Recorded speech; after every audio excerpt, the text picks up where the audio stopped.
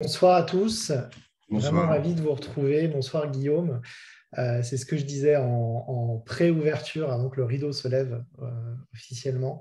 Ça fait vraiment plaisir de refaire un webinaire avec tout le monde et d'avoir un webinaire surtout qui rencontre autant de succès. On avait fait quelques-uns. Le tout premier qu'on avait fait avec SideQuest, on avait 500 inscrits et là on a retrouvé des stats énormes de nombre d'inscrits, donc ça montre que le sujet vous intéresse, répond probablement à des questionnements que vous avez au sein de vos cabinets. Donc, on est super content d'animer ce webinaire. J'espère de vous donner des tips concrets que vous allez pouvoir et des méthodes que vous allez pouvoir commencer à déployer dans votre cabinet. Et puis vous allez le voir plein d'autres choses. Du coup, c'est une conférence qu'on anime et c'est une première avec Guillaume Lambert-Laurent. Guillaume, je te laisse te présenter, tu le feras mieux que moi en deux mots. C'est quoi, j'ai 42 secondes, c'est ça? Allez, 42 à 43. 40 43 secondes, c'est parti. Eh ben, écoutez, je suis partenaire d'une société. J'anime pour Rocket School, enfin, je suis un intervenant fil rouge. J'anime des cours sur tout ce qui va être sales automation, enfin, acquisition de leads, stratégie commerciale et tout ce qui est nouveaux outils de vente 3.0.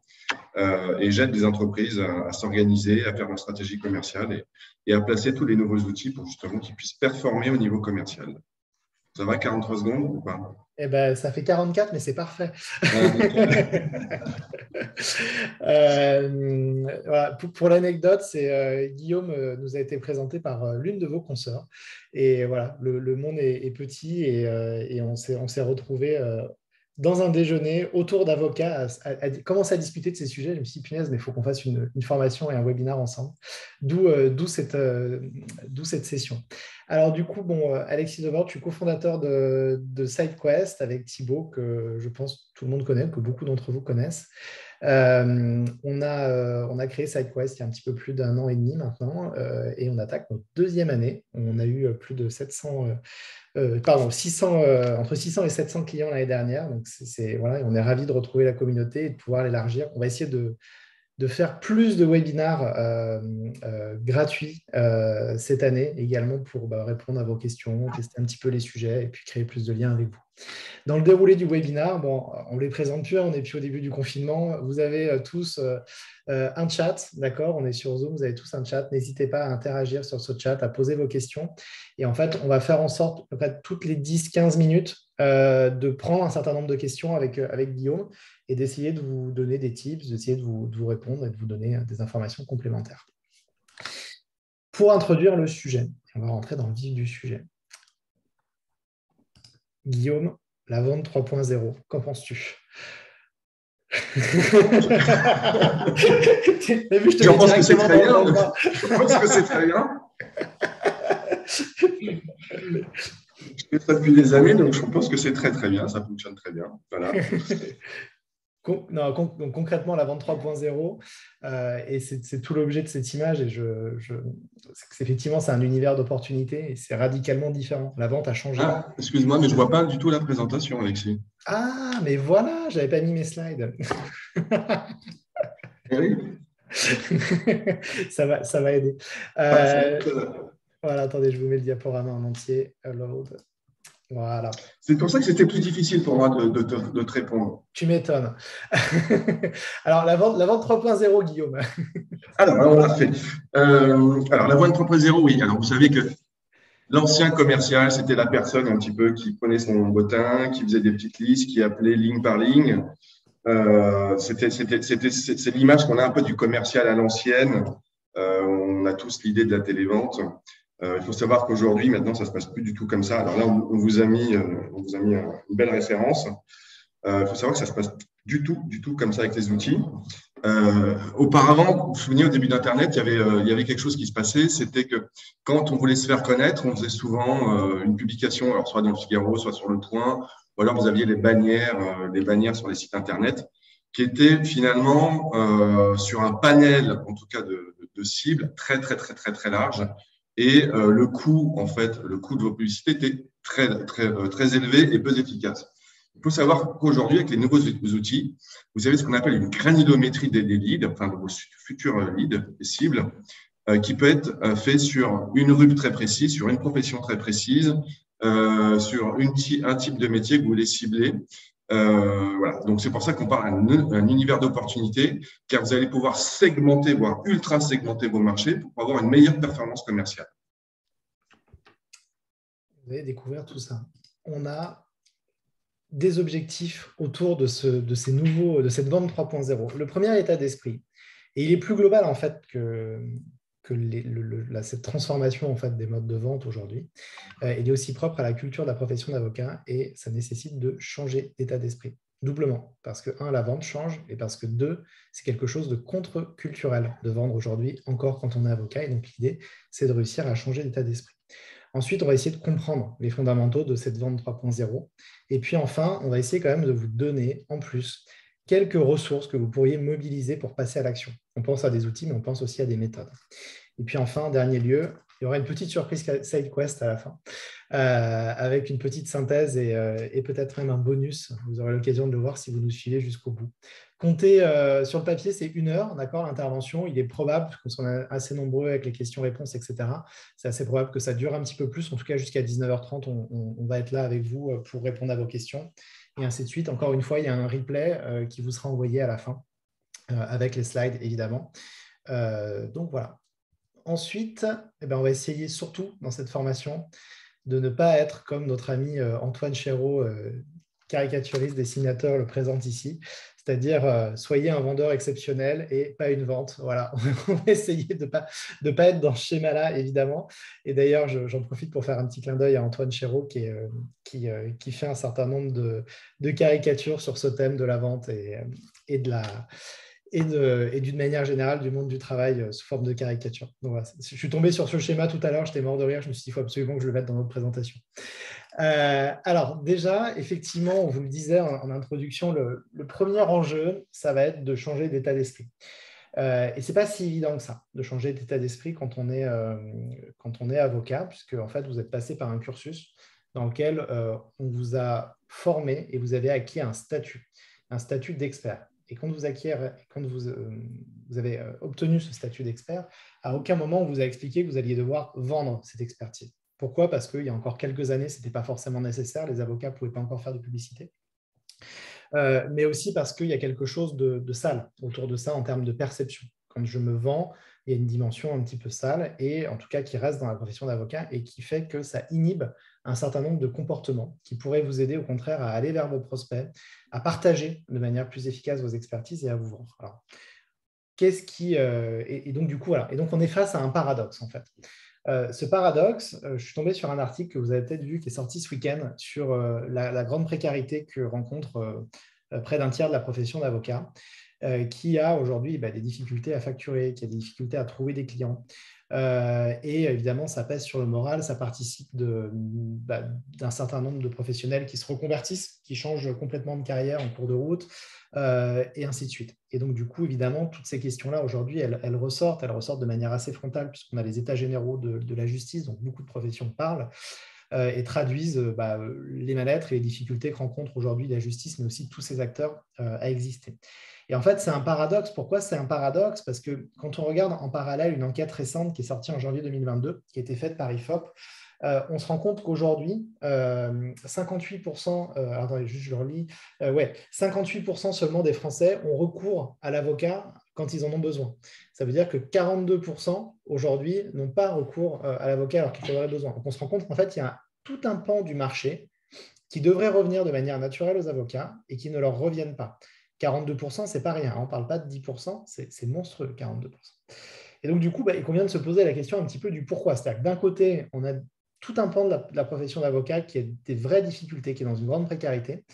Et de l'autre, on a ce besoin de droit qui n'est absolument pas satisfait côté justiciable. Alors, même si je crois qu'il y a 3-4 ans, il y avait une enquête similaire, on était plus sur une proportion qui était inverse, c'est-à-dire c'était quasiment 2 tiers des justiciables qui n'avaient pas recours à l'avocat alors qu'ils devraient. Aujourd'hui, on se rend compte que la tendance est quand même en train de s'inverser, mais il y a encore énormément de parts de marché qui sont libres. Et en fait, ce qui explique ce paradoxe, il y a d'abord des facteurs qui sont d'ordre exogène. D'abord, le marché grossit. Aujourd'hui, le marché du droit, il grandit. On a une inflation législative qui est juste délirante. et qui d'ailleurs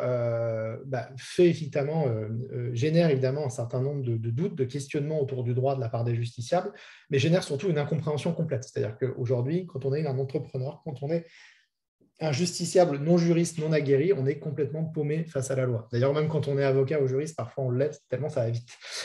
Et donc, du coup, ça génère d'une manière globale une grande crise de la certitude. On ne croit plus en rien, on n'a plus confiance en rien. Ça contribue évidemment au mouvement complotiste et à tout ce qu'on connaît. Et tout ça, évidemment, a été accéléré depuis 2 ans. Ça, c'est les facteurs exogènes, mais finalement, ce sont des facteurs qui sont un terreau dans lequel les professionnels du droit devraient exister x 15. Et donc, du coup, il faut se demander comment vous pouvez jouer pleinement votre rôle d'informateur, de transmetteur d'informations juridiques de qualité vis-à-vis des justiciables, comment vous pourriez les accompagner face à des textes qui se complexifient, face à une société qui, évidemment, devient très, très complexe. Alors, je répondrai aux questions après qui sont posées. Et puis, dans le même temps, il y a des facteurs exogènes qui sont un petit peu plus négatifs, c'est-à-dire que la perception du justiciable, très souvent, c'est que le droit va être un frein à la croissance. C'est qu'on va avoir des tas de préjugés sur l'avocat. Il va être trop cher, il ne va pas être réactif, et ainsi de suite. Et alors, j'ai refait le test. Ça faisait longtemps que je ne l'avais pas fait, mais je l'ai refait en préparant cette formation ces derniers jours. Quand on commence à taper mon avocat sur Google, on a mon avocat ne me répond plus. Alors, je passe mon avocat porte une kippa, parce que je crois que c'est lié à un des morceaux de Booba ou quelque chose comme ça. Donc, avocat juif et kippa, je pense que c'est lié à ces sujets-là. Mais en tout cas, voilà, mon avocat ne me répond plus. Mon avocat fait traîner mon affaire. Mon avocat n'a pas fait appel. Mon avocat ne fait pas son travail, etc. Bon, c'est globalement ce qui est le plus tapé dans Google. Ce qui ressort ici, c'est des suggestions. Et ça fait un petit peu peur parce qu'en fait, c'est un marqueur du déficit d'image dont souffre la profession aujourd'hui vis-à-vis des justiciables. Et qui aujourd'hui, effectivement, ce déficit, j'imagine, nuit et ne crée pas le réflexe avocat là où il devrait être. Alors, tout ça, c'est des explications. Maintenant, il y a aussi des facteurs internes. Les facteurs internes, c'est tous les blocages que beaucoup d'entre vous ont, et je le sais, j'accompagne la profession, enfin un certain nombre de cabinets depuis presque 10 ans maintenant. Et parmi ces facteurs, il y a le premier, c'est « j'ai pas le droit ». Pourtant, ça fait plus de 8 ans que noir sur blanc, l'avocat peut faire de la sollicitation personnalisée, peut démarcher, sous certaines conditions évidemment, mais peut en tout cas être tourné vers le justiciable. Donc, premier frein, j'ai pas le droit. Deuxième frein, je ne suis pas un marchand de tapis. D'ailleurs, souvent, ils viennent dans cet ordre-là. C'est-à-dire qu'une fois qu'on a démontré que l'avocat avait le droit, que le client avait le droit, quand je les accompagne, souvent, l'objection qu'on me fait après, c'est « oui, mais moi, je ne suis pas un marchand de tapis ». Là, il faut expliquer qu'effectivement, la vente a changé, qu'aujourd'hui, il va falloir donner. Guillaume, tu vas en parler longuement après. Donc, voilà, on arrive à lever cette objection-là. Puis là, on a une troisième. « Ouais, mais je vais être lourd ». Ok, marchand de tapis, maintenant c'est lourd. Donc je passe d'escroc à juste un peu lourdingue, Jean-Michel Convenant qui va vous vendre des télés ou un aspirateur. Évidemment, on n'est plus dans les années 90, ça a changé. Quand on arrive à convaincre qu'on peut vendre en étant subtil, ensuite l'avocat très souvent dit « ouais, mais pour moi c'est différent. C'est différent parce que vous comprenez, blablabla, blablabla, mon expertise, si, ça. » Encore un frein interne, un frein psychologique qui en fait peut se désamorcer quand on arrive à démontrer ça. Puis ensuite, c'est vous allez le voir, un des points pour réussir à vendre, c'est de vous démarquer. Et donc là, très souvent, c'est oui, mais si je démarque, je fais des choix, mes clients ne vont plus comprendre et je vais perdre mes clients. Bon, il faut expliquer encore une fois que créer un axe de croissance, ce n'est pas forcément renoncer à continuer à avoir ces sources de revenus récurrents avec ses clients actuels. Et puis après, il y a une dernière catégorie qui dit, bon, mais moi, je vais compter sur les autres. Alors, je ne sais pas si certains d'entre vous ont vu les campagnes pub du CNB, mais on peut se demander si ça va être vraiment efficace de pouvoir compter sur les autres. Évidemment, il y a une démarche collective au niveau de la profession qui peut être faite, mais en tout cas, cette démarche collective, je ne suis pas certain qu'elle arrive véritablement à vous connecter de façon immédiate avec des justiciables, sans jugement de valeur. Une notion de réseau importante. Comment ? Oui, la notion de réseau, elle va être essentielle, évidemment. Et donc là-dessus, il y a un certain nombre de leviers. Voilà, tout ça pour vous dire qu'aujourd'hui, vous devez envisager la vente comme un jeu. Et il va falloir vous amuser. Et dans un jeu, il y a quoi à comprendre ? Il y a des règles du jeu, il faut s'entraîner. Il va falloir à un moment donné sortir du déni et essayer de comprendre la stratégie de l'adversaire ou de comprendre également les différents besoins. Et surtout, essayer d'y prendre du plaisir. Et on peut prendre du plaisir quand on est dans une dynamique de vente, quand on est dans une dynamique de prospection. Guillaume, je ne sais pas si tu veux ajouter des points sur cette première partie que j'ai déroulée assez vite parce que c'est des choses que j'ai répétées déjà beaucoup pour ceux qui me Oui, rejoignent. non, non, mais la vente est un jeu, d'autant plus aujourd'hui avec les nouveaux outils et les possibilités qui s'offrent à vous de mettre ce qu'on appelle des stratégies différenciantes. Donc là, vous avez matière à créer des stratégies intelligentes, marrantes, avec des spins également. Donc, se mettre, quand on parle de casser le plafond de verre, c'est de se mettre vraiment là-dedans. C'est-à-dire que vous avez d'énormes atouts à l'heure actuelle. Il y a des freins, évidemment. Ceci dit, avec ce qu'on va vous proposer, vous avez la possibilité de vous amuser réellement. Et vous allez voir, c'est même excitant quand on voit les statistiques monter petit à petit, de mois en mois. On se dit, allez, encore, encore. C'est même plutôt carrément entraînant de se dire, je continue.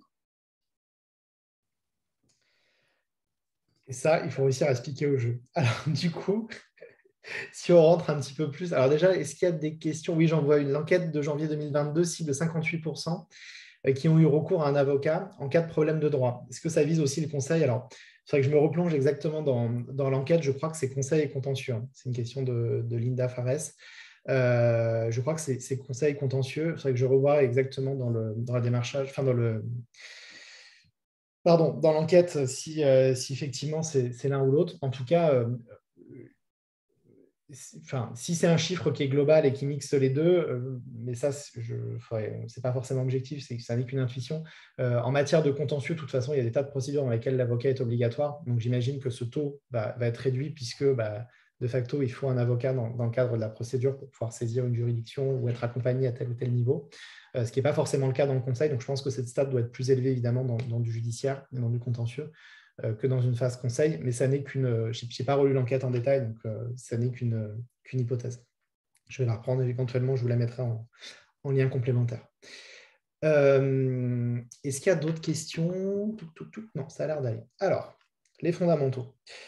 Évidemment, pour mettre en place une stratégie, il va falloir acquérir des fondamentaux. C'est comme pour tout. Vendre, c'est un jeu. Apprenons les règles du jeu. Comprenons quelles sont les grandes stratégies qu'on peut mettre en place. Et puis ensuite, il faut les exécuter. Donc, c'est quoi les fondamentaux de la règle du jeu? Le premier fondamental, ça va être de comprendre un segment client. Guillaume, je te laisse décrire un petit peu ces éléments-là. Je passe les slides en même temps que tu avances. Ouais. En fait, comme toute société, comme tout marché, en fait, vous proposez une expertise. Et quand on parle de comprendre un segment client, il va falloir comprendre l'ensemble de son profil. Et quand on parle de profil, on va parler, on verra après les personas, mais on va parler en gros de votre marché, de vos ICP, des pain points. Quand on essaye de comprendre un client, généralement, on essaye de comprendre ses points faibles par rapport à votre offre. Qu'est-ce que vous pouvez apporter? Voilà, c'est un petit peu ça, comment comprendre un client. C'est ça, Alexis? Oui, tout à fait. Donc voilà, effectivement, il y a ces pain points. Et puis après, c'est de se demander effectivement qui est le plus concerné par ça. Ah oui, je ne suis pas sur d'un écran. Voilà. Ensuite, une fois qu'on a identifié le segment client, et tu me compléteras, Guillaume, le point, c'est de se demander, OK, on a identifié ces pain points, on a identifié globalement qui était concerné par ces pain points. Maintenant, il va falloir essayer d'écouter ces personnes, d'essayer de comprendre la manière dont elles expriment ces difficultés qu'elles rencontrent. Et surtout, alors ça, c'est il y a plein de formes de biais. Je vais avoir l'occasion d'y revenir après. Mais très souvent, j'ai des avocats qui me disent « Mais attendez, vous n'allez pas m'expliquer comment pensent mes clients. Ça fait 20 ans que je les côtoie, je les connais par cœur. » En fait, très souvent, vous pouvez avoir un biais qui va s'installer entre le client et l'avocat. Parce que l'avocat a un statut, il a des diplômes, il impressionne de par son vocabulaire et de par un certain nombre de choses son client. Et du coup, le client, même s'il va avoir des idées négatives sur l'avocat, il ne va pas forcément le dire. Il ne va pas forcément dire la même chose quand il est face à son avocat, quand il discute avec lui, que quand ensuite il va être dans son cercle familial, quand il va être dans des médias, quand il va être auprès de ses équipes, quand c'est un dirigeant ou une des personnes de l'équipe de direction d'une entreprise, ou encore quand il va être au bar avec ses copains ou avec ses amis, avec un petit coup dans le nez. Donc évidemment, il y a des différences de perception. Et ce qui est intéressant, c'est de se demander et d'essayer de s'introduire dans des environnements dans lesquels vous allez pouvoir écouter vos clients dans ces milieux-là sans qu'ils sachent que vous êtes avocat. Et ça va vous aider, du coup, Oui, alors promis, on va faire attention au terme anglais. J'ai utilisé pain point. En fait, c'est un point de douleur. C'est une difficulté que va rencontrer votre client. Et cette difficulté-là, il n'a pas forcément conscience qu'elle est juridique, d'ailleurs. Alors, je vais l'expliquer. Il faut comprendre une chose, c'est que en fait, chaque fonction, chaque poste, chaque type d'entreprise a des problématiques bien définies. Il faut bien comprendre que quand vous êtes DRH ou directeur financier ou directeur marketing ou directeur commercial, chaque fonction va avoir des problématiques métiers et qui doivent être résolues par différents moyens, dont entre autres les outils, des méthodes, etc. Et c'est ce qu'on appelle des points de difficulté, des points de douleur du métier. Et c'est là-dessus qu'en fait, quand vous allez faire un entretien avec un client, vous allez devoir pouvoir être dans l'écoute active et bien cerner ce qu'on appelle des signaux faibles et détecter des pain points pour pouvoir répondre à ces enjeux. Ça, c'est ultra clé en fait dans une compréhension de segment, dans une compréhension de cible. Pour prendre un exemple concret, qui est un exemple que vous avez peut-être déjà entendu, mais qui est assez symptomatique de beaucoup de choses. Et là, ça touche vraiment le justiciable. J'ai un problème avec ma femme de ménage.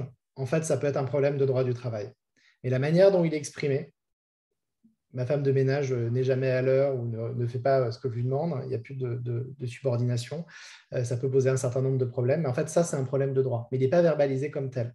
Il ne va pas être exprimé comme tel de la part de justiciable. En fait, ce point de douleur, vous allez comprendre qu'il n'est pas exprimé comme tel. Donc, ça veut dire qu'il y a une problématique de prise de conscience de la part de votre segment client qui n'a pas conscience que c'est un problème de droit. Il va falloir faire un travail pour lui faire prendre conscience de ça. On va en parler un petit peu après. Et donc, du coup, la question, si on reprend sur comprendre son segment client, qui est concerné? Les personnes qui ont une femme de ménage, donc ça va être des revenus, des classes moyennes supérieures ou classes carrément supérieures, et ils vont avoir tel et tel type de caractéristiques. Et donc, du coup, voilà, ça va vous aider à les identifier. Puis progressivement, vous allez pouvoir affiner avec les critères.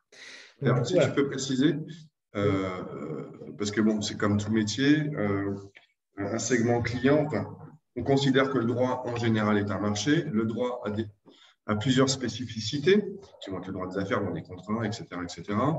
Et il faut savoir qu'un marché se décompose en différents segments. Donc, c'est ce que tu disais.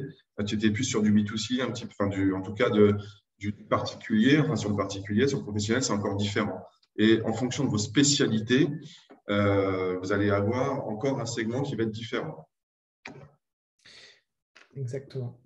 Et donc, du coup, il faut faire attention au biais. Donc, c'est un petit peu ce que je vous disais. Attention entre ce que va vous dire un client, ce qu'il va penser réellement. Et en fait, tout l'enjeu pour vous, ça va être de mener une enquête et de trouver des éléments objectifs pour définir le problème que rencontre votre client, la manière dont il interagit dans son environnement et bref, l'ensemble des caractéristiques qu'il va avoir et qui vont vous intéresser pour ensuite être capable de mieux vendre votre expertise.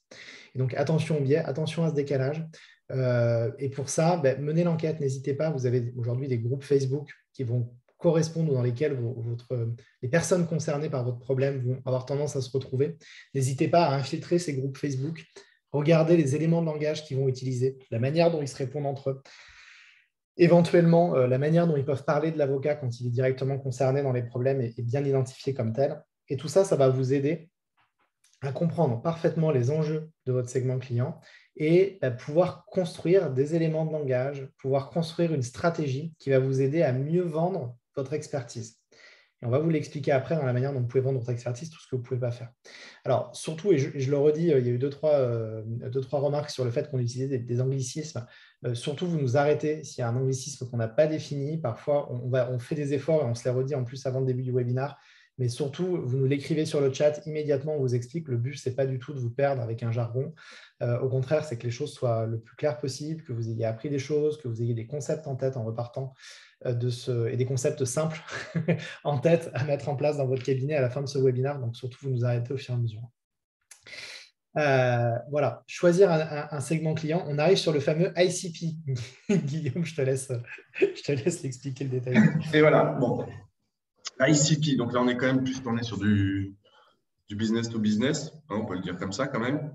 donc entreprise à entreprise. Ceci dit, il faut bien comprendre que comme on parle de marché, on a parlé de segment, maintenant on va essayer de comprendre quel est votre ideal customer profile. En gros, c'est votre client idéal, c'est le profil idéal.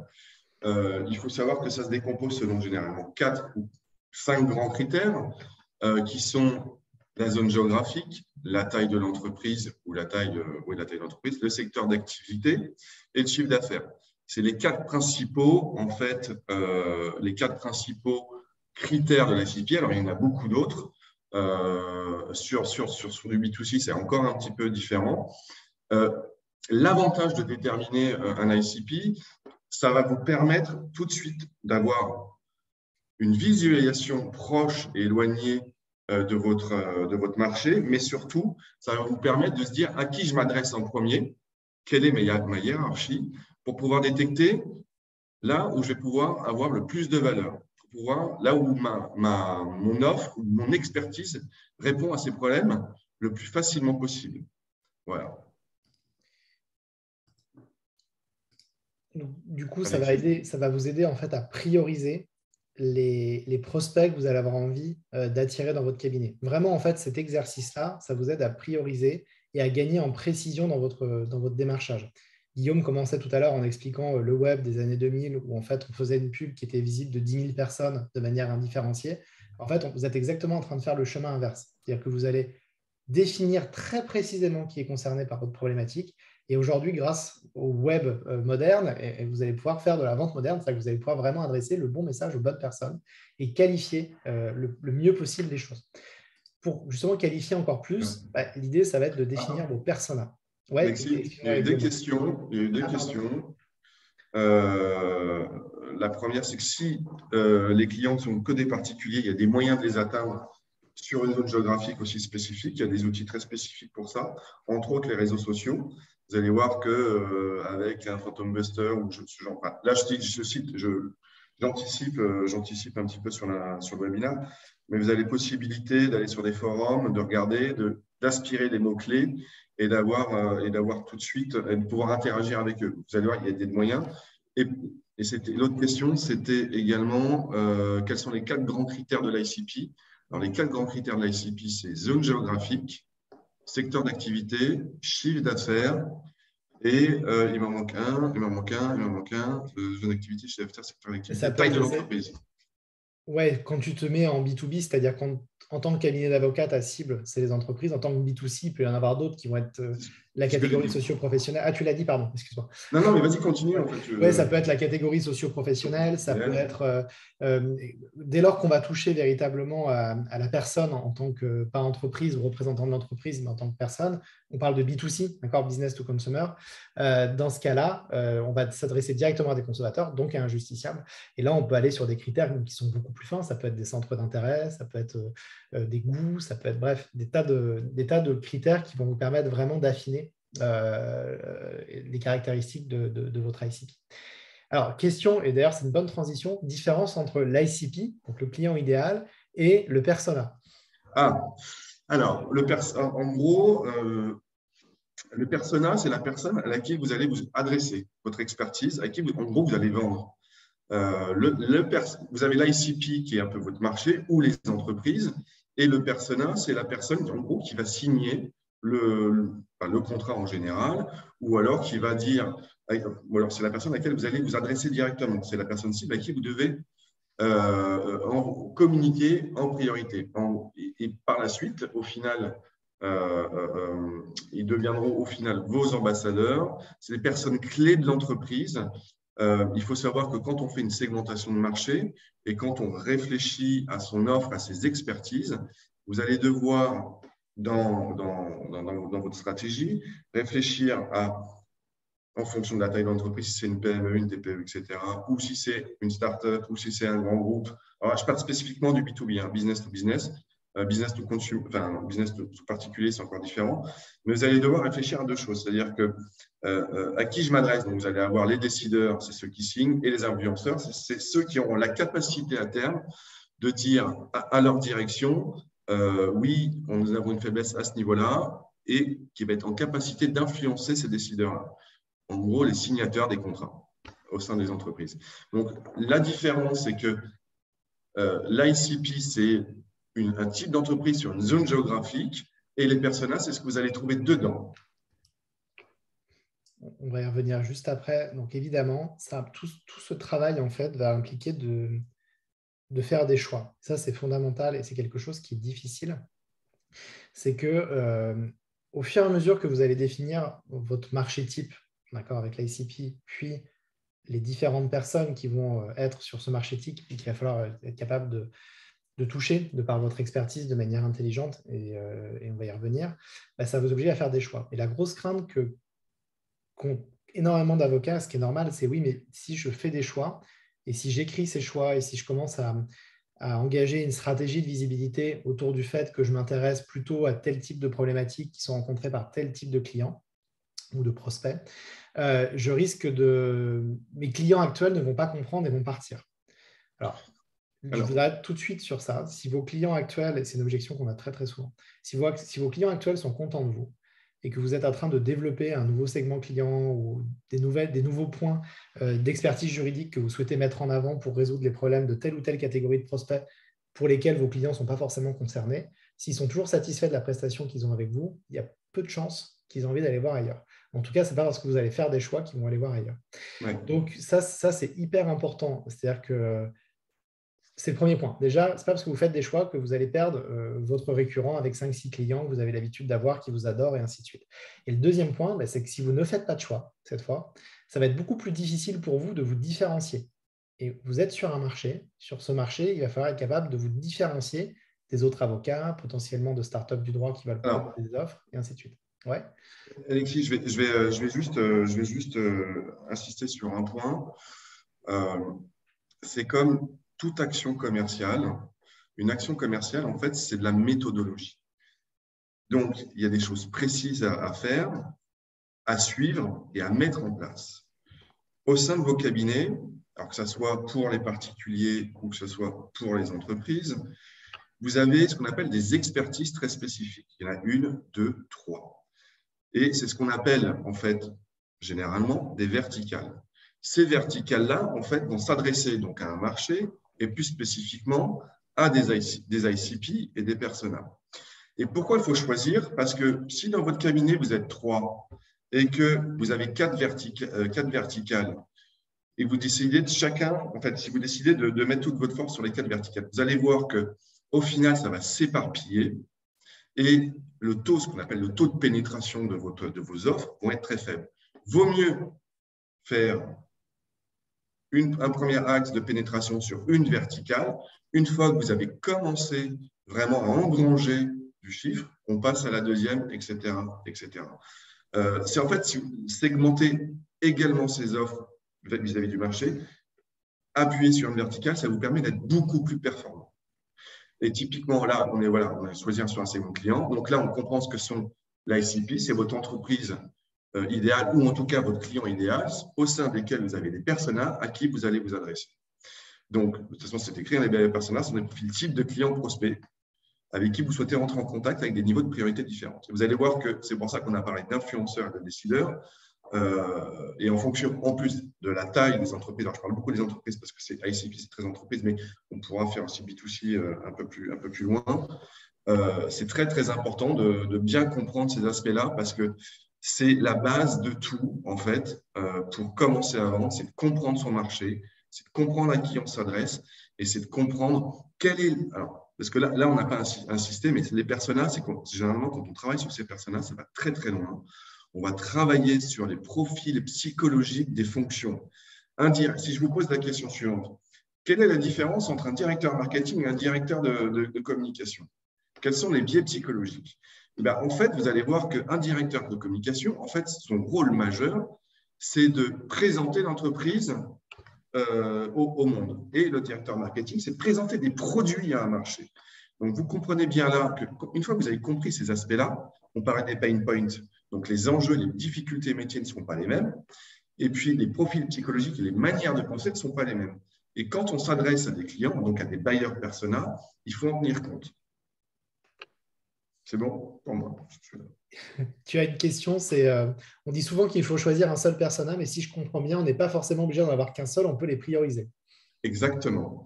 Alors, vous allez voir qu'on parle d'ICP type. D'ICP type. Mais un ICP, je vous ai dit qu'il y avait 4 grands critères qui sont la taille de l'entreprise, le chiffre d'affaires, la zone géographique, le secteur d'activité. Et au final, sur une verticale que vous allez choisir, votre verticale peut répondre à 2 ou 3 ICP et peut s'adresser à 2 ou 3 personas au sein de cette ICP-là.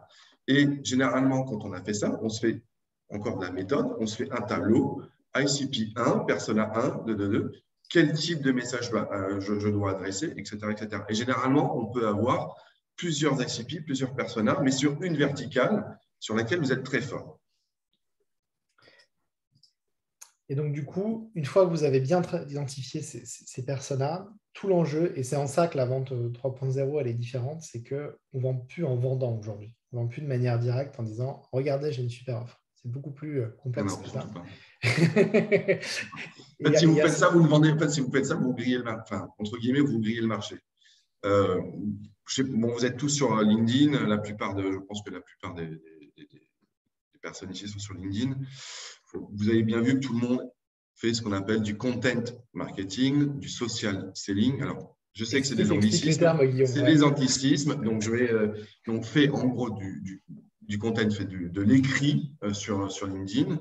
Et social selling, c'est-à-dire qu'ils se vendent eux-mêmes en disant, regardez l'action que j'ai faite, j'ai appris énormément de choses. Et quand on dit on ne vend plus en vendant, c'est-à-dire qu'en fait, vous allez devoir raconter vos expériences clients. Alors, je sais qu'il y a la confidentialité, mais raconter votre expérience en tant qu'avocat. Et c'est ce qui va vous amener, par exemple, typiquement, vous pouvez faire un article sur votre expertise, sur un cas très particulier, sans citer les clients, etc. Mais ça va, en fait, si vous voulez, ça vous amène de la visibilité et ça vous permet, au final, de ramener ce qu'on appelle du lead entrant. Donc ça, c'est un des moyens. Et même, vous allez voir, quand vous êtes face à un client, parce que là, c'est un des moyens, en fait, on va vous parler d'écoute active. Et l'écoute active, c'est être en capacité d'écouter et de relever les mots-clés, voire les signaux faibles, on en a parlé au départ, pour pouvoir, au final, amener l'expertise la plus juste à votre prospect. Alors, prospect, pour moi, ça reste un prospect. Donc, c'est quelqu'un auquel vous n'avez pas encore signé de contrat et sur laquelle il y a une forte probabilité, s'il est dans votre bureau, probabilité de signature.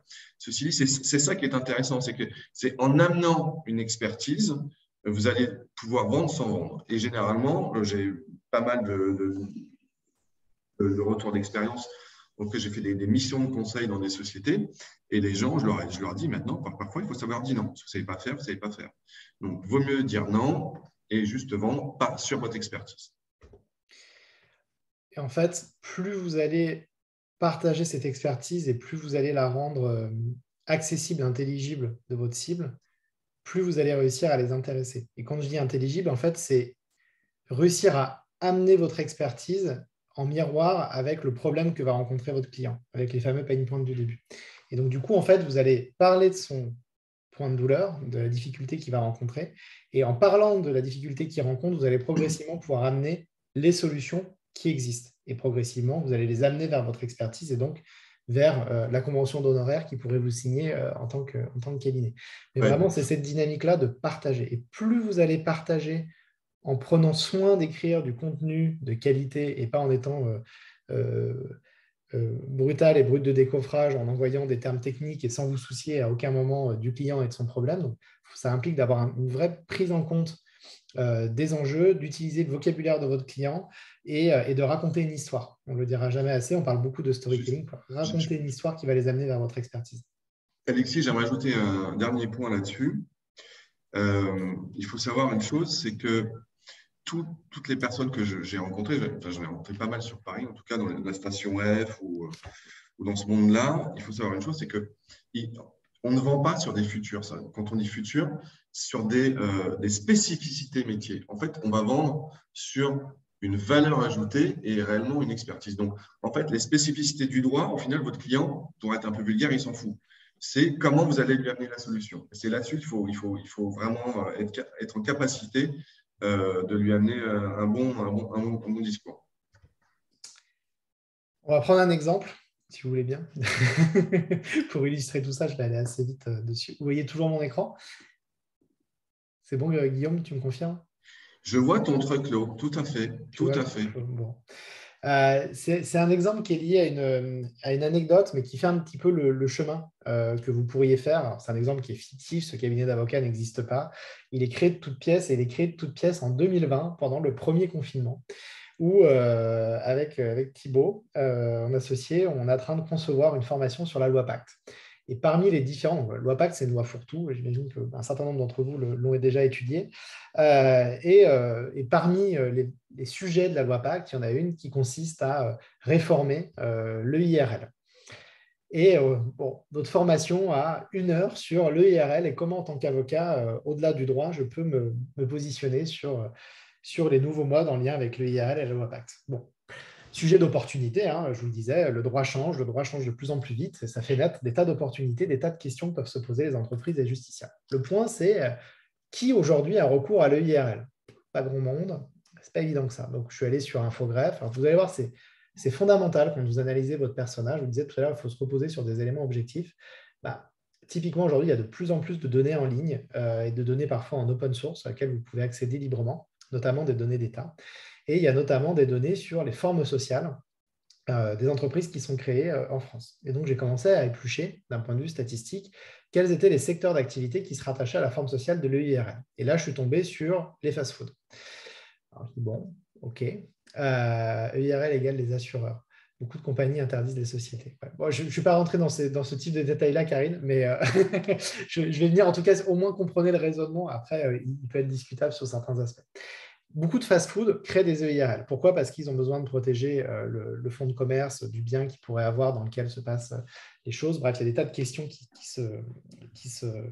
qui existent, notamment liées à l'investissement que peut nécessiter un fast-food, ou voilà, quel qu'il soit. Le problème, c'est qu'au sein des fast-food, effectivement, il y a une problématique de choix de société qui peut les amener assez régulièrement vers l'EIRL. La problématique qu'ils vont avoir, c'est, enfin, la problématique que moi j'avais en tant qu'analyste, c'est mais quelles sont les personnes qui sont derrière les fast-foods. Là, il y a une très grande hétérogénéité des gens qui créent des fast-foods. Donc, pas facile de trouver des dénominateurs communs au niveau de nos personas. Et j'ai continué à creuser un petit peu plus. Je me dis, bon, ben, si je devais choisir un persona, lequel ça pourrait être? Et là, je me suis rendu compte que parmi les fast-foods, il y avait évidemment ce monde assez particulier des food trucks. Les food trucks, vous savez, ces personnes qui décident du jour au lendemain d'ouvrir un restaurant dans un camion, qui vont se mettre sur des parkings, qui vont dans des festivals et qui vendent des sandwichs, des salades, bref, un certain nombre de cuisines, assez variées d'ailleurs, et qui sont préparées dans le camion et qui peuvent être délivrées, enfin fournies de manière itinérante. Et il y a un phénomène vraiment autour des food trucks. Il y a eu des bouquins qui ont été écrits sur comment créer son food truck, comment avoir un modèle économique rentable quand on crée son food truck, etc. Je me suis dit, mais finalement, faire des choix le plus précis possible, ça va vous permettre d'être plus impactant vis-à-vis de la cible que vous visez. Et là, je me suis dit, on pourrait tout à fait imaginer un cabinet d'avocats qui, lui aussi, a décidé de franchir le pas et d'être itinérant dans un camion. Alors, je vous passe les contraintes déonto liées au bureau professionnel, d'accord? C'est un cas fictif, imaginaire. Donc, ne me mettez pas cette objection-là en face, bien qu'on pourrait aussi l'imaginer. Vous travaillez tous dans les transports en commun parfois, j'imagine. Bon, après tout, pourquoi pas. Donc, bref, du coup, on aurait évidemment des contraintes déontologiques s'il y avait ce type de cabinet qui se crée. Mais par contre, l'avantage, c'est quoi? C'est qu'en tant qu'avocat, je vais adopter les codes de mon persona. Et en adoptant les codes de mon persona, je vais me différencier de manière radicale. Je suis à peu près sûr qu'il n'y a pas deux cabinets qui vont avoir la même démarche que moi. Et je vais surtout être dans une démarche sociale similaire à celle de mes clients. Et donc, il va y avoir une reconnaissance. On va se reconnaître et je vais me démarquer. Et assez naturellement, s'ils doivent travailler avec un avocat, ils vont plus avoir envie de travailler avec moi qui vit la même chose qu'eux au quotidien que de travailler avec un avocat costume-cravate dans le 8e. Parce que tout simplement, la cible est différente. Je ne dis pas qu'il ne faut pas être dans le 8e en costume-cravate, pas du tout. Ça peut correspondre à un certain nombre de clientèles. Et donc, du coup, voilà, on a déroulé un site qui répond à tout ça. Donc, on voit le cabinet d'avocats qui fait ses rendez-vous clients dans sa remorque. Évidemment, encore une fois, il y aurait des problématiques déonto, surtout si la remorque est complètement ouverte, puisqu'on peut voir les clients à travers la vitrine et ainsi de suite. Il faudra protéger ça. Et surtout, vous voyez, on est sur une présentation qui utilise les codes de la cible. Par exemple, vous avez l'avocate associée du cabinet des trucklots, va se présenter comme la responsable des commandes et conductrice du truckload. Au contraire, Maître Pierre, lui, il va être chef cuistot. Donc, on comprend qu'il va plus être dans le back-office du cabinet. En arrière-plan, c'est lui qui va rédiger les contrats, qui va travailler sur les clauses et ainsi de suite. Maître Églantine, elle va plus être dans la relation client, elle va comprendre le besoin des personnes qui ont des food trucks et elle va traduire ces besoins pour que Pierre ensuite puisse lancer les bonnes procédures. Donc, vous voyez, on adopte les codes de la cible, ce qui fait qu'il y a une reconnaissance immédiate, que les points de douleur sont… Et la manière dont l'expertise s'articule avec les points de douleur se fait de façon beaucoup plus naturelle et c'est beaucoup plus facile de vendre ensuite le cabinet. Après, il y avait un travail sur l'offre, la manière dont est vendue l'offre, je passe un petit peu là-dessus. Et on va avoir des conseils qui sont donnés. On est typiquement dans cette notion de paid forward. On va partager une expertise auprès d'une communauté et en partageant cette expertise auprès de la communauté, dans leurs mots, en prenant en compte bien sûr leurs problèmes, on va les attirer progressivement vers votre site et vers votre expertise et la valeur et les solutions que vous pourriez leur proposer. Et puis ensuite, la stratégie relation presse du cabinet, évidemment, on a adopté des médias qui sont lus par les personnes qui ont des food trucks aujourd'hui. Voilà, c'est l'anecdote, mais c'est pour vous montrer jusqu'où on peut aller dans un persona, jusqu'où on peut aller sur le travail culturel de vos clients types et la façon dont vous pouvez vous adapter à ces clients types. Je ne dis pas qu'il faut aller dans des extrêmes comme ça, c'est un cas fictif, mais c'est pour vous montrer qu'il ne faut pas avoir peur de prendre des risques, il ne faut pas avoir peur de vous dire, à un moment donné, je crée une offre de service qui est très différenciante. Et en créant cette offre de service qui est très différenciante, finalement, ça va me permettre d'être très, très fort pour attirer un certain nombre de prospects ou une catégorie de prospects bien précise. Il y avait une question sur… faut-il du contenu uniquement? Faut-il obligatoirement du contenu pour vendre? En fait, juste comme on est quand même dans là-dessus, en fait, il faut faire un cumul des deux. C'est-à-dire qu'il faut pour être capable d'intéresser son marché, il faut faire des actions concrètes on va dire dans le physique et être en capacité également de se faire connaître sur le monde du virtuel. C'est des interactions qu'il faut pas négliger. Vous allez voir que en fait, là, on parle pas, on va parler, je vais parler d'anglicisme. Il y a ce qu'on appelle la stratégie outbound et les stratégies inbound. Les stratégies outbound, c'est quand vous allez mettre des actions en cours pour aller chercher le client via des emails, via des téléphones, enfin, différentes actions comme ça. Et l'inbound, c'est des moyens en fait qui vont vous permettre via des landing pages, donc via des e-books, via des blogs, de faire rentrer les leads. Et en fait, généralement, quand on parle, la question c'était faut-il faire du content? Enfin, en gros, du content marketing. Oui, il faut en faire. Après, il faut le faire intelligemment et ça s'englobe généralement dans une stratégie. Maintenant, ce qui est intéressant, je vous conseille de le faire sur LinkedIn, c'est d'interagir avec votre réseau, de mettre 2-3 commentaires, parce que le but, vous allez voir, c'est aussi de se rendre visible. Plus on est visible, plus on aura ce qu'on appelle de lead entrant. On avance un petit peu parce que je vois le temps qui passe également. Il est quelle heure, du coup? Je n'ai pas regardé. Il est 18h50. Ah oui, bon alors on va accélérer. Oui, alors du coup, définir ses actions prioritaires. C'est ce que j'appelle la politique. C'est ce que j'appelle la politique des petits pas. On vous a parlé de ce qu'est un persona, de ce qu'est un ICP, du content, etc. Mais il faut bien comprendre que vendre, en tout cas avec les outils 3.0, c'est devenu quelque chose de simple et de compliqué en même temps. Je vais vous dire pourquoi. Parce qu'en fait, il y a tellement d'outils sur le marché qu'on ne sait plus où donner de la tête. L'idée, c'est que quand on décide de mettre une méthodologie de vente, on va y aller petit à petit. On parlait des verticales, on parlait des ICP. L'idée, c'est de se dire, donc les OKR, c'est Objectif Key Result, et KPI, c'est Key Performance Indicator. L'idée, c'est que vous allez vous mettre une stratégie de vente, enfin une stratégie commerciale sur 1 mois, 2 mois, 3 mois, 5 mois, 6 mois, via des OKR. Les OKR, en fait, c'est quoi? C'est première semaine, j'écris tant d'emails, etc., via des leviers d'action. Deuxième semaine, je vais faire tant de contenu sur LinkedIn, etc., etc.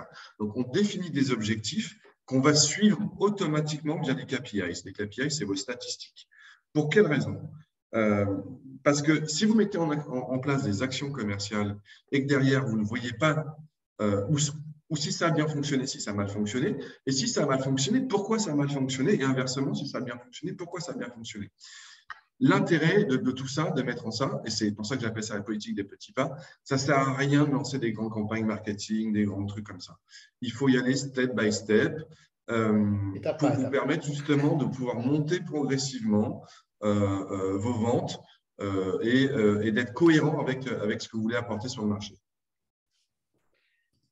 Est-ce que j'ai trop fait d'anglicisme ou pas? Parce que je ne me rends pas compte maintenant, moi, avec les startups et les machins. Step by step, étape par étape, d'accord? Stratégie des petits pas par petits pas. Ouais. Après, peut-être que tu peux définir, mais brièvement, la différence entre OKR et KPIs. Oui.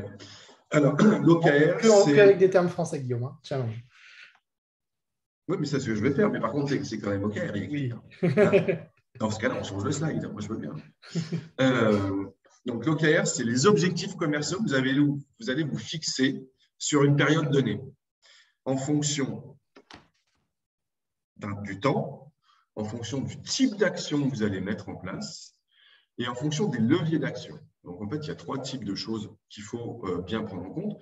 Et à cela, on va le paralléliser. Si vous êtes plusieurs ou toute seule, d'ailleurs, c'est soit vous allez le faire vous-même, soit vous allez le déléguer et vous allez mettre dessus des actions prioritaires. Donc, ça, c'est les OKR. Les OKR, c'est les objectifs que vous allez vous fixer en termes de stratégie commerciale. Et parallèlement à ça, vous allez définir également comment les atteindre, les leviers d'action. Les KPIs, en gros, ce sont vos statistiques qui vous permettent de suivre vos actions une fois qu'elles ont été mises en place.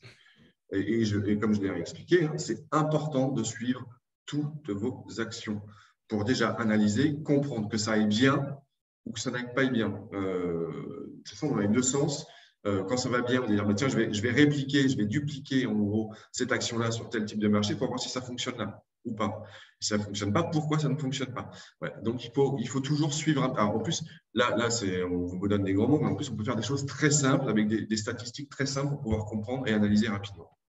On peut y venir peut-être avec la définition d'un tunnel de vente et après le petit schéma qui va avec. Excuse-moi, Alexis, je n'ai pas entendu. Non, je dis, tu peux expliquer ce qu'est le tunnel de vente, parce que tu as commencé à expliquer un action, un objectif et après le schéma. Oui. Alors, le tunnel de vente, c'est un outil c'est plutôt une méthodologie. Enfin, c'est un ensemble d'outils, une méthodologie. Il y a des questions qui arrivent.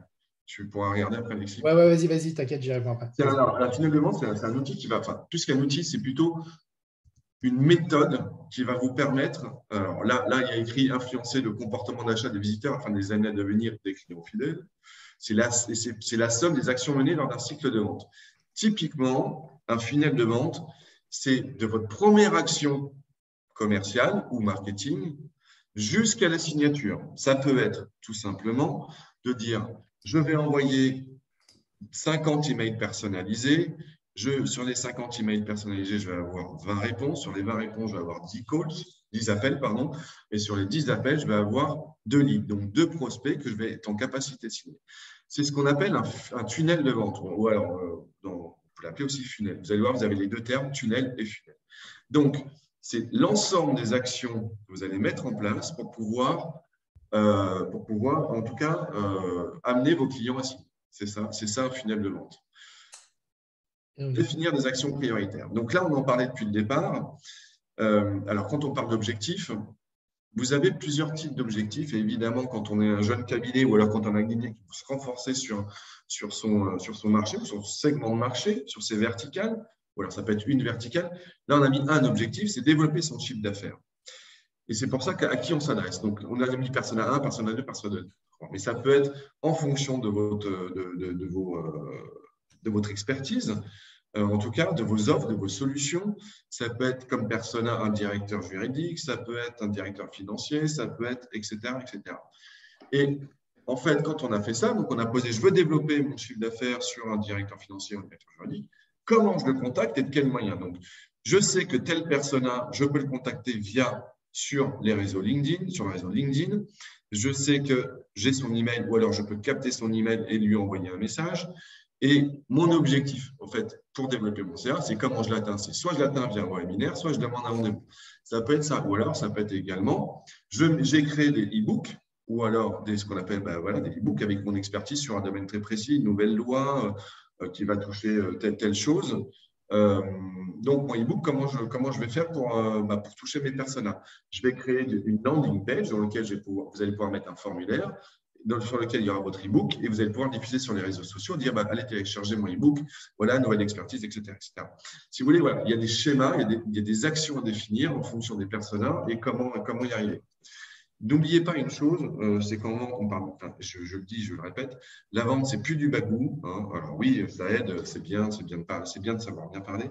La vente, c'est de la méthodologie. N'oubliez jamais que c'est une action, un objectif. Et jamais s'éparpiller. Tu parles d'action. Go! Non, mais alors, juste, il y a une question qui a été posée par une des participantes. Comment peut-on contrôler la réussite de nos actions? Je ne sais pas comment mettre en place des stats. Alors, peut-être qu'on en parle. Comment contrôler la réussite des actions? Il y a une, je sais pas, je sais pas comment, je sais pas si vous connaissez cette truc, c'est test and learn. Et en fait, vous allez voir qu'au départ, on tâtonne toujours. C'est pour ça qu'on parle de méthodologie. Vous allez bien redéfinir votre offre, vos expertises sous forme de documents très précis. Vous allez bien définir vos personas. Il faudra que je vous raconte une anecdote à propos d'une société après, d'ailleurs, très intéressant. Vous allez définir vos ICP. Et puis, surtout, vous allez ce qu'on appelle itérer. Vous allez voir que les premières actions que vous allez mettre en place, parfois ça fonctionne, parfois ça ne fonctionne pas. Et itérer va vous permettre petit à petit de vous améliorer et d'avoir de meilleures statistiques. C'est le test and learn. Et il y a ce qu'on appelle généralement, quand on met en place des A/B testing, vous allez tester une première solution, une deuxième solution, et vous allez analyser ce que vous avez mis en place. En fonction de ça, soit les deux sont mauvaises et vous allez changer, soit une des deux est bonne et vous allez l'adapter à autre chose. Donc, itérer, c'est ultra important. C'est comme ça qu'on s'améliore et c'est comme ça qu'on comprend le marché, c'est comme ça qu'on augmente ses ventes. Est-ce que j'ai répondu à la question? Une autre question qui est intéressante, c'est comment peut-on attirer des clients sans mettre à disposition trop d'informations? C'est tout l'art du copywriting. En fait, c'est du teasing un petit peu. Alors, explique copywriting, teasing. Je t'arrête au fur et à mesure des anglicismes, Guillaume. Excusez-moi, comme on apprend, c'est vrai qu'il faut s'adapter à c'est vrai que les anglicismes, c'est un peu le pendant du métier de la vente 3.0. C'est vrai que c'est pas le top. Du coup, redis-moi la question, s'il te plaît. Comment attirer des clients sans mettre à disposition trop d'informations? Alors, de toute façon, il faudra quand même mettre un peu d'informations. Ça dépend par quels moyens vous voulez toucher vos clients, si c'est les réseaux sociaux. Et encore, sur les réseaux sociaux, il y a différents moyens, si c'est sur Facebook, si c'est sur LinkedIn, si c'est sur Instagram. Il y a différentes méthodologies. Il y a des règles aussi à respecter quand on fait un post LinkedIn. Je le donne rapidement, mais bon, typiquement, on peut mettre une question, on met 2 espaces, on met une petite phrase avec le suite, on met une photo et on écrit un post en dessous. Si vous voulez, l'idée, c'est de mettre une information clé qui va intéresser l'auditoire sans s'étaler dans toutes les caractéristiques.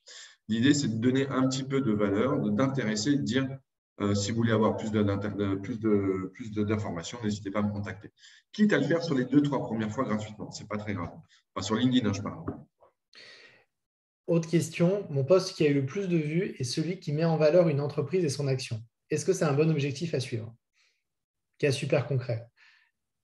Il faudrait voir le post en question. Mais, son entreprise non, je pense que c'est une entreprise en général. Tu prends une entreprise en exemple et désolé, Linda, on ne peut pas interagir en direct, mais j'imagine que c'est ça, c'est que vous avez pris en exemple une entreprise qui a eu une action qui est positive et vous l'avez mis en valeur à travers une publication sur LinkedIn, un petit peu comme un coup de projecteur, j'imagine. Est-ce que ça peut être un bon objectif à suivre? Moi, je ne sais pas quelle est ta réponse, Guillaume, là-dessus. Moi, j'en ai une. Oui, alors c'est ce qu'on appelle, enfin, c'est de la stratégie indirecte, en fait.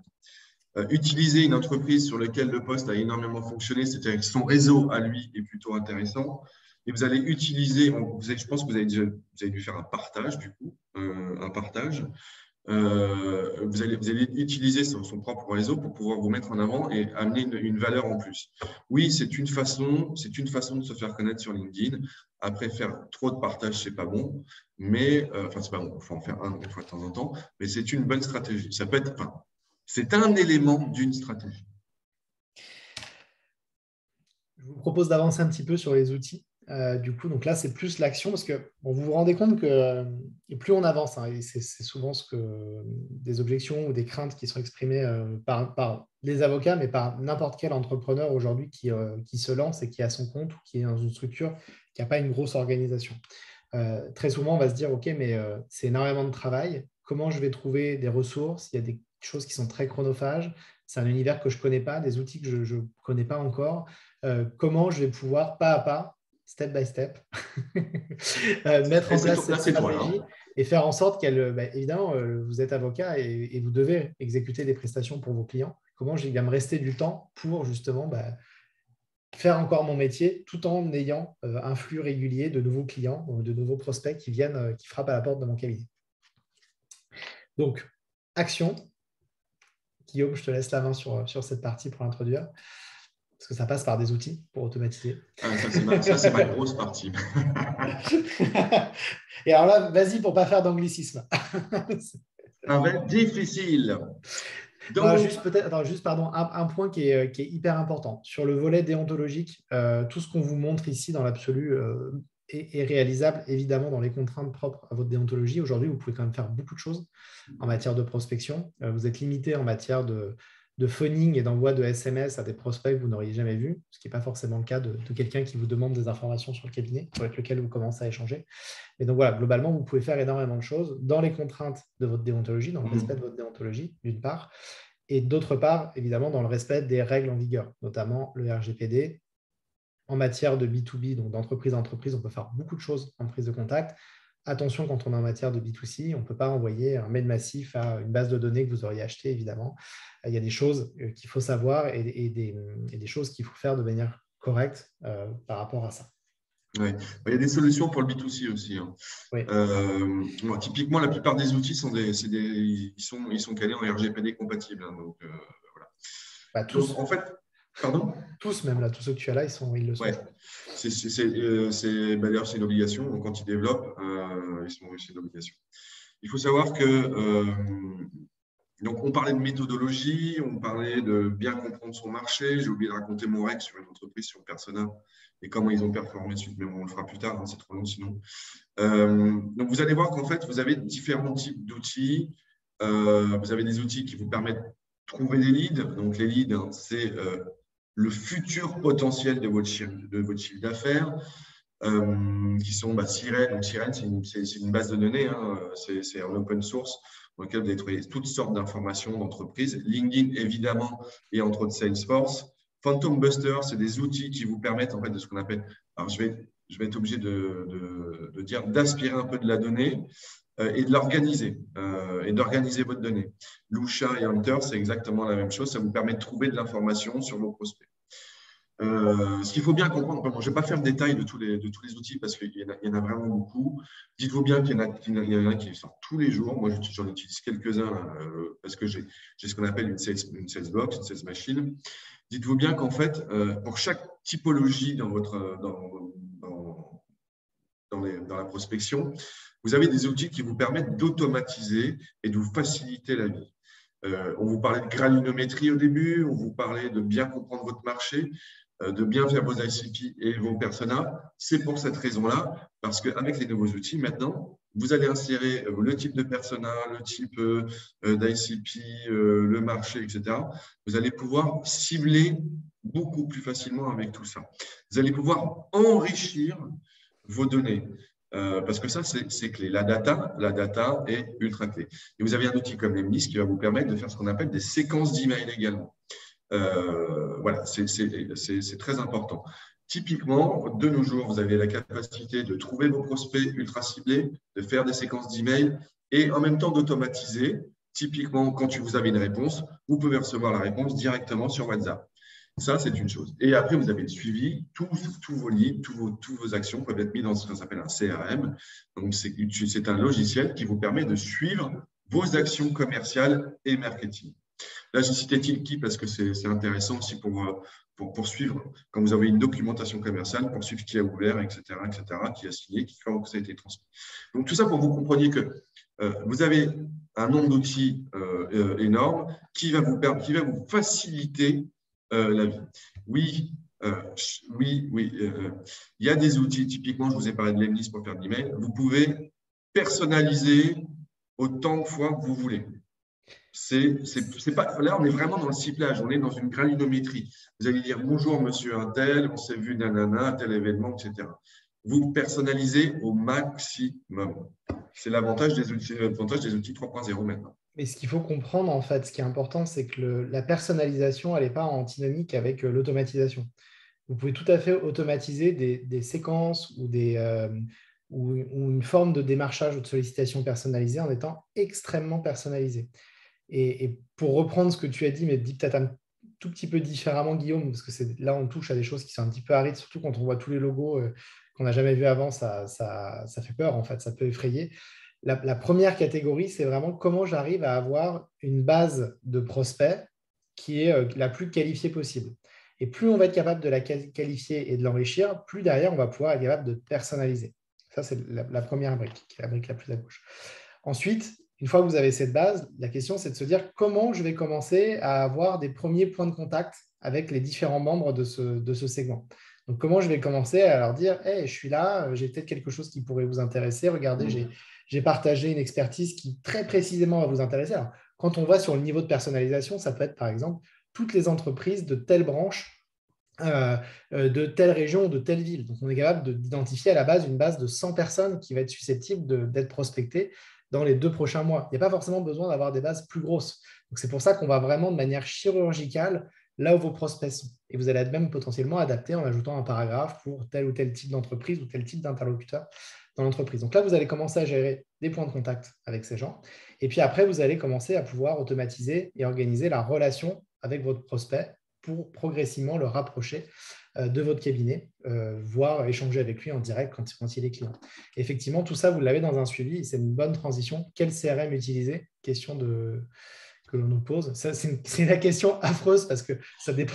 C'est la question à 1000 euros parce que c'est en fonction des besoins. Il y a beaucoup de CRM qui sont intéressants, type HubSpot, Pipedrive.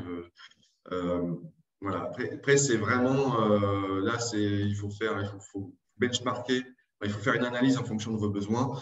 Que ce soit HubSpot ou Pipedrive, c'est des CRM qui sont très faciles d'utilisation, sur lesquels vous pouvez mettre beaucoup d'outils. Voilà. C'est pour ça qu'on parle d'automatiser, c'est-à-dire que donc vous avez la source de leads, des prospections, etc. Toutes les informations que vous allez pouvoir recueillir via l'automatisation vont pouvoir être basculées en automatique dans votre CRM. Voilà. C'est très intéressant. Après, là, c'est vraiment la question à 1000 euros. Ouais, et ça dépend vraiment ça des objectifs. C'est complexe. Alors, du coup, voilà, qu'est-ce qui se passe? Je vais peut-être aller un peu plus vite là, non? Comment? Oui, après, non, ça, c'est important, c'est sur les règles. Attends, j'ai sauté une étape. Non, voilà. Ça, c'est important, c'est quand même sur alors, tout l'enjeu. Donc, vous avez compris qu'aujourd'hui, il va falloir pouvoir envoyer des mails sous forme de sollicitation personnalisée à des personnes traites que vous aurez identifiées de la manière la plus précise possible pour pouvoir les toucher et les intéresser de manière plus facile. Et on vous a dit, il faut rédiger des contenus de qualité. Aujourd'hui, c'est quoi un contenu de qualité? C'est quoi un contenu qui va appeler des réponses, qui va vous aider à créer du lien avec un prospect? Guillaume, je te laisse prendre l'exemple du mail. Oui. Du coup, règle que je n'arrive pas à suivre moi-même. Hein, pour vous dire. Non, c'est pas faux, mais bon, c'est pas grave. C'est pas grave. Il faut savoir que j'insiste énormément dessus, hein, mais il y a des règles pour tout, en fait, et là, il y a une autre règle. Pour savoir engager proprement par email et avoir des taux de réponse élevés, il y a 4-5 règles à respecter. Donc, il faut avoir bien conscience que l'objet court, c'est 3 à 4 mots, voire 5 maximum. Pourquoi? Parce que vous imaginez bien, quand vous avez un objet qui fait une phrase, personne ne lit. Vous avez bien remarqué que quand vous êtes dans vos boîtes email, généralement, le matin, on la parcourt en diagonale et on va parcourir l'objet, la chose qui percute le plus rapidement possible. Et ce qui percute le plus, c'est des objets forts avec peu de mots. Donc ça, il faut en avoir conscience. Je peux prendre… je vais faire un règle sur une aide que j'ai fait à quelqu'un. La proposition de valeur, en fait, un email, il faut savoir qu'un email, c'est la moyenne, c'est les 138 premiers caractères qui sont lus. Donc, quand on vous dit qu'il faut bien introduire, Et il faut aller, alors je ne vais pas dire droit au but, hein, il faut faire 5 à 7 lignes, mais il faut que votre proposition de valeur soit tout de suite dans le premier paragraphe. Ce qui vous permet au final d'avoir l'objet quoi, proposition de valeur, pour que capter tout de suite l'attention de votre lecteur. Quand on dit un CTA dans l'email, c'est Call to Action ou Click to Action. Voilà. Donc, il faut toujours, en troisième action après votre proposition de valeur, mettre une action. Ça peut être, je vous propose de vous appeler lundi à 10 heures. Ou alors, ça peut être, vous mettez un lien calendrier, donc votre calendrier, quand est-ce qu'on peut se contacter. Ou alors, ça peut être une redirection vers un webinaire. Alors, il faut toujours mettre une action à la fin d'un email. Il faut avoir conscience qu'aujourd'hui, quelqu'un de normal va recevoir entre 30 et 40 emails par jour. Donc, il faut avoir conscience de ça. C'est pour ça qu'il faut respecter ces règles-là. Et quand on fait une séquence d'emails, c'est bien, j'ai fait un email, il ne me répond pas. Non, ça ne fonctionne pas comme ça. On a tous des emails, vous êtes tous devant votre boîte email, vous en supprimez beaucoup. L'idée, c'est de se dire, je vais créer une séquence via les outils dont on vous a montré rapidement, et je vais faire un email principal, 3 à 4 relances, et après, je fais un stop. Voilà. Il faut être capable en permanence de relancer ce qu'on appelle son prospect, entre guillemets, toujours de manière personnalisée, avec une suite logique dans une séquence d'emails. Toujours pareil, un email, un objectif. Et vous allez voir qu'il y a aussi une règle, petit tip, ce qui est important, c'est de mettre une preuve sociale. Donc là, on a mis social proof. Il y a un nota bene avec une preuve sociale. D'ailleurs, je suis allé à telle conférence, j'ai rencontré telle personne. Pourquoi? Parce que ça appuie votre valeur. Donc, c'est souvent bien percutant d'avoir quelque chose comme ça. Et sur le social proof, attention évidemment à votre déonto, vous ne pouvez pas citer vos clients, mais ça peut être un cas d'usage que vous auriez eu, ça pourrait être un article dans lequel vous êtes cité, ou d'un client qui parlerait de vous éventuellement dans un article. Ça, par contre, vous pouvez tout à fait le mettre en avant puisque c'est des infos qui sont sorties de manière publique. Donc, à partir de là, vous êtes susceptible de pouvoir les remettre sous forme de preuve sociale. Évidemment, ça, c'est le propre de votre déontologie et c'est un plus. Mais ici, c'est un point de difficulté quand on fait de la prospection. C'est que vous ne pouvez pas mettre un témoignage client dans votre mail. Mais je ne parlais pas d'un témoignage client. Ouais, comment? Oui, non, vas-y, dis. Non, je ne parlais pas d'un témoignage client, c'est qu'il y a possibilité de dire je suis allé à telle conférence, j'ai eu, voilà. Oui, tu as raison, oui, ça peut être ça peut être un point commun ou d'un événement auquel c'est ça, exactement. D'un échange que vous auriez eu avec quelqu'un que vous connaissez, mais qui n'est pas forcément client, ou ainsi de suite. On visualise la stratégie? Bon, rapidement, du coup, typique, donc c'est ce qu'on appelle le predictable revenue, donc c'est une méthodologie, on parlait de stratégie tout à l'heure, comment mettre en place, comment suivre. Donc, via les outils, en fait, vous avez des statistiques, hein, c'est intéressant. Vous pouvez voir qu'au final, vous décidez que tous les lundis, vous souhaitez inviter 20 CEO, donc chefs d'entreprise, à un événement récurrent le vendredi. Donc, il va falloir séquencer votre séquence d'email. Donc, vous allez dire qu'à J, vous envoyez l'email, vous allez faire un email d'invitation, vous allez faire la réunion, le rendez-vous, et à J+2, quand vous n'avez pas de réponse, vous allez relancer. Le jour J, vous pouvez relancer également. Vous pouvez également parfois appeler pour dire en fait, vous ne m'avez pas répondu. Ça peut arriver. Donc là, on n'a pas mis dans la séquence, mais tout ça pour vous dire qu'il y a en fait il y a des règles. En fait, vous allez voir que sur un événement bien prévu, vous pouvez imprimer un rythme. Et quand on parle de predictable revenu, vous savez qu'à terme, une fois que vous l'avez fait une fois, 2 fois, 3 fois, vous savez qu'à votre permanence du vendredi ou à un autre événement, vous savez que sur 20, il y en a toujours 2 ou 3 qui vont venir. Et vous vous dites au final, 2 ou 3 leads, 2 ou 3 personnes qui sont venues, qu'est-ce que ça me fait? Ça va me générer en gros entre 80 et 120 leads par an, 30 à 40 clients. Donc, on prend une moyenne de chiffre d'affaires, ça fait 100 000 cas de chiffre d'affaires.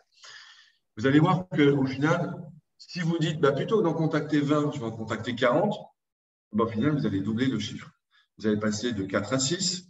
Vous allez passer de 60 à 80 clients potentiels et de 100 à 200 cas de chiffre d'affaires potentiel. Donc, il faut bien comprendre que ça, on l'a appliqué, on l'a inventé pour un événement. On commence le lundi, on attaque le vendredi. Voilà. Mais il y a une autre règle qui est importante, c'est le suivi de tout ça. C'est bon, Alexis, tu peux passer le slide. Pardon, oui, alors c'était sur l'engagement, ça c'est un exemple qu'on vous donne. Un petit exemple.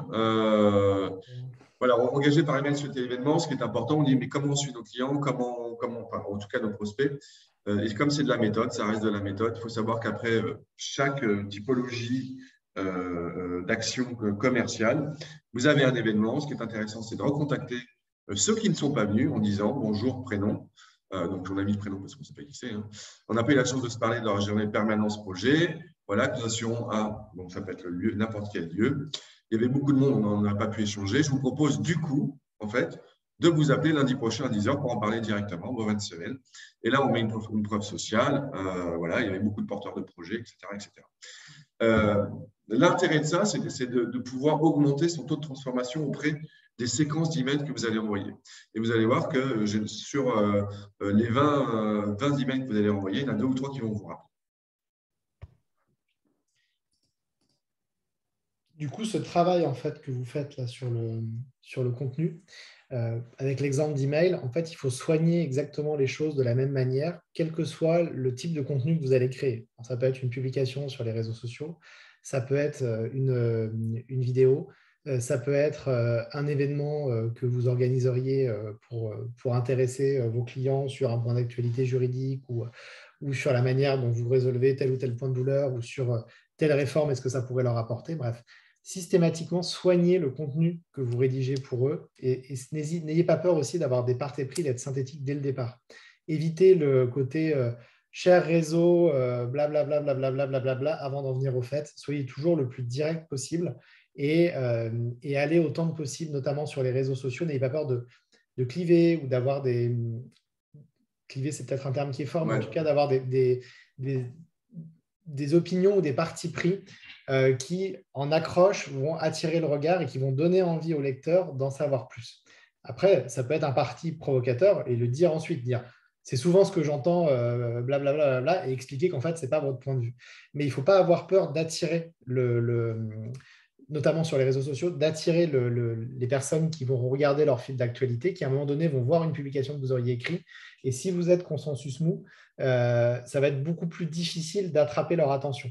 Au contraire, si vous avez un parti pris dans lequel vous avez, soit vous touchez exactement leur point de problématique et vous appuyez là où ça leur fait mal par rapport à leur point de douleur, soit vous avez un parti pris qui va être fort, quitte ensuite à expliquer pourquoi ce parti pris est fort et ainsi de suite. Mais en tout cas, voilà, il ne faut pas avoir peur de prendre un petit peu de risque dans les prises de parole que vous allez avoir et d'aller droit au but et d'éviter des tas de formules qui, au préalable, ne serviraient à rien. Donc voilà, synthèse, parce qu'il est 19h20 et qu'on avait dit qu'à maximum 19h30, on terminait. Condensé du webinaire, 5 erreurs à retenir. Tu te lances, Guillaume, ou je me lance?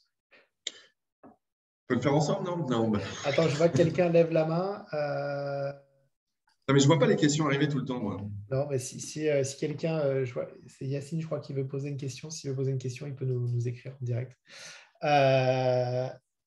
Donc, les 5 erreurs fréquentes à éviter. Alors, je commence à la limite, la première correspond plus à mon propos du début.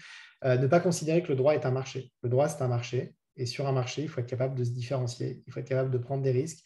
Et il ne va pas falloir avoir peur de vendre. Donc là-dessus, évidemment, à vous de jouer. Et surtout, ne considérez pas votre statut d'avocat comme en dehors de ce marché-là. Au contraire, vous faites partie de ce marché. Et c'est à vous de tirer votre épingle du jeu de ce marché.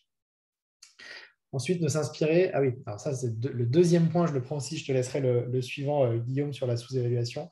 Le deuxième point, c'est de regarder uniquement ses confrères qui innovent et de s'inspirer que d'eux. Aujourd'hui, pour innover, pour vous différencier sur un marché, au contraire, regardez ce qui se fait ailleurs. Intéressez-vous à d'autres marchés. Et c'est en vous intéressant à d'autres marchés, à des acteurs qui vont se différencier sur ces marchés-là, que vous allez avoir de l'inspiration pour vous-même exercer autrement votre profession d'avocat. Si vous passez votre temps à regarder vos confrères et à demander éventuellement même à vos confrères ce qu'ils pensent de votre nouvelle offre de service ou de la clientèle que vous aimeriez chasser, il y a de fortes chances qu'en fait, vous faites de l'entre-soi et qu'à aucun moment, finalement, vous intégriez vraiment des ingrédients qui vont vous aider à innover. Troisième point. Sous-évaluer, ne sous-évaluez pas votre offre, surtout. Vous avez des forces, vous êtes en capacité d'avoir des éléments différenciants et pensez à ça justement. C'est super, hein, c'est super. Non. Ne pas analyser et itérer, ça c'est ultra important. Être en capacité de se dire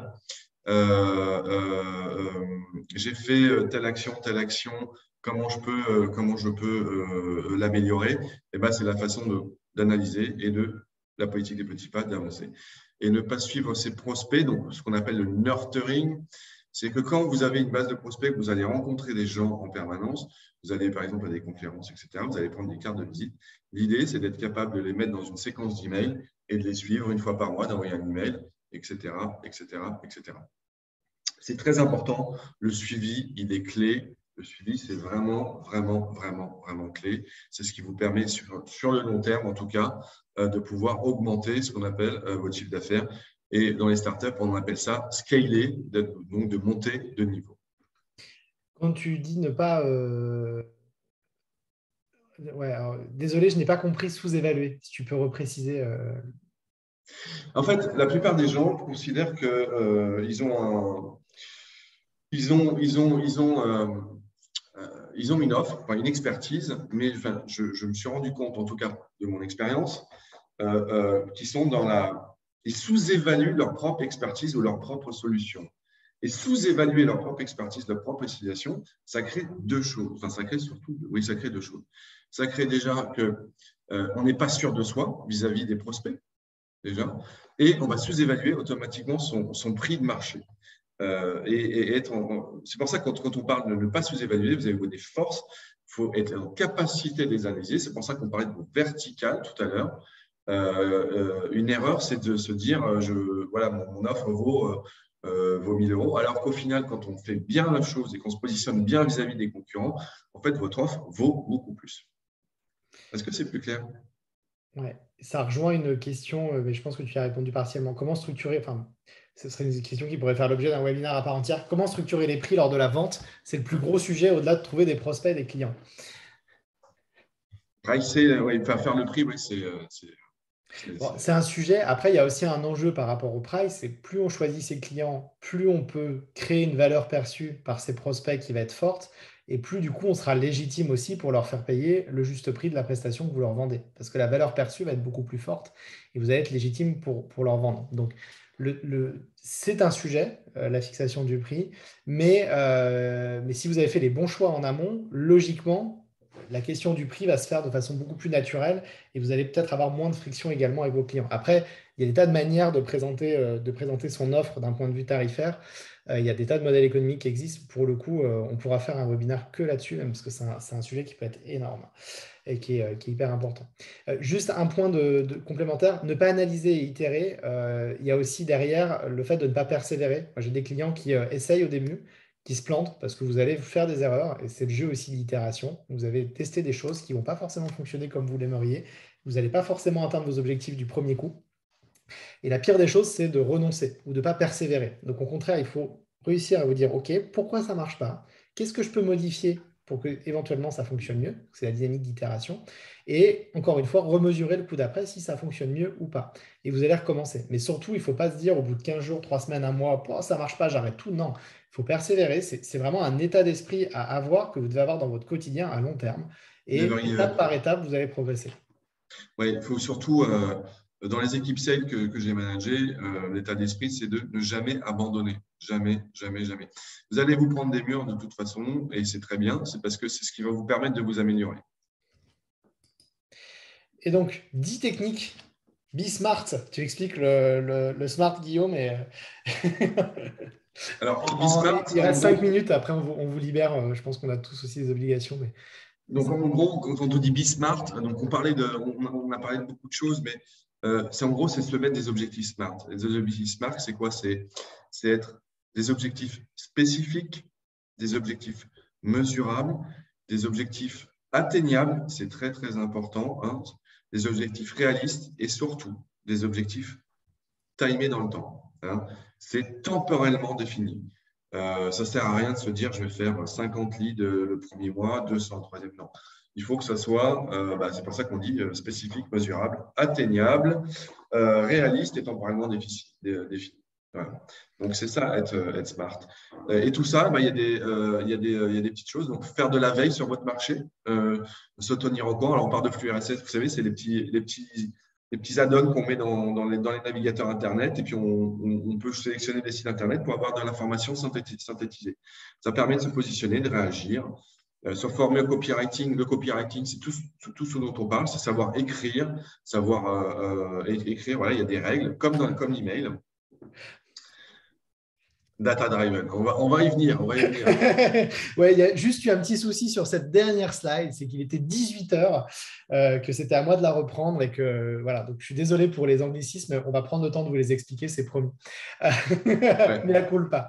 Toujours, alors, du coup, je vais aller un peu plus vite. Gardez en tête qu'il faut toujours écrire ces scénarios, toujours anticiper les questions auxquelles vous allez devoir répondre. Il y aura toujours des questions de toute façon, mais il faut toujours préparer les questions, se mettre à la place de votre interlocuteur et se dire qu'est-ce qu'il va me poser comme question et déjà avoir des réponses. Alors, préparer son offre, être prêt à anticiper ses interventions, ça c'est clé, hein. C'est pour ça qu'on parlait de ne pas vous sous-évaluer juste avant. Ça relie la chose. Préparer son offre, c'est connaître par cœur, en gros, sur quoi vous êtes très fort et être capable de le pitcher en 2 lignes. Être présent sur les réseaux sociaux et LinkedIn, ça, on en parle depuis tout à l'heure. N'oubliez pas que la vente, c'est de la méthode. Il y a des process. Vous allez créer des génériques et ça va vous aider. Et là, on vient à Big Data Driven, c'est-à-dire que toutes les actions que vous allez mettre en place doivent être suivies d'indicateurs économiques, de statistiques. C'est-à-dire que j'ai fait 100 emails, il y en a 100 qui sont arrivés. Sur les 100, il y en a 10 qui ont atteint leur cible, 90 pas. Pourquoi? Soyez toujours dans l'analyse et dans ce qu'on appelle le data driven. Voilà, il faut être en capacité d'analyser en permanence ces statistiques pour pouvoir s'améliorer. Autre chose, c'est se mettre des objectifs et les suivre. Donc, on a parlé, Alexis disait, oui, il y a des moments difficiles. Oui, il y a des moments difficiles. Il faut être capable de ne pas baisser les bras. Voilà. Et repérer les signaux faibles, c'est très important lors d'une conversation, lors d'une lecture d'un article. Vous allez voir que, moi, je le fais beaucoup quand on lit des articles. Il y a peut-être qu'une phrase dans l'article, mais vous savez que dans 1 mois, 2 mois, c'est ce qui va faire le marché. Et ça, c'est important d'être en capacité de se dire, voilà les futures orientations du marché. Voilà les 10 petites techniques disparates. Merci beaucoup. Alors, on a juste un truc à vous montrer. Alors, c'est une surprise parce qu'on a, en fait, au départ, on voulait juste faire un webinaire avec Guillaume sur ce sujet. Et c'est vrai qu'on a été surpris nous-mêmes par l'engouement qui a suscité ce webinaire et aussi toutes les personnes qui nous ont écrit pour nous dire qu'elles ne pouvaient pas participer. Faire un webinaire aujourd'hui, alors qu'on n'est plus dans la période Covid avec quasiment 200 personnes au maximum, c'est rare. Et en fait, ça montre qu'il y a vraiment un sujet. Donc, on a travaillé, on a conçu une formation pour vous qui est, alors, tout ce qu'on vous a montré là, il y a déjà des choses que vous pouvez mettre. Il y a des réflexes que vous pouvez adopter dans votre cabinet. Et encore une fois, nous-mêmes, hein, on adopte le principe pay it forward vis-à-vis de vous. C'est que l'idée, c'est de vous donner déjà un certain nombre de choses que vous pouvez réutiliser. Mais évidemment, ce n'est pas en 1 heure que vous allez réussir à mettre en place toute la stratégie de prospection de votre cabinet. Et encore une fois, ça se fait étape par étape. Donc, l'idée, c'est qu'on a construit une formation avec Guillaume de 2 mois sous forme de 8 webinaires de 3 heures qui seront les vendredis après-midi à partir du 4 mars. Et en fait, vous avez 1 heure de théorie pour vous montrer les bases d'une thématique qui va être utile pour votre prospection. Et après, vous avez 2 heures d'atelier collectif, mais pendant lesquels vous allez réaliser des objectifs, partager ce que vous êtes en train de faire avec les autres, avec évidemment Guillaume et moi-même.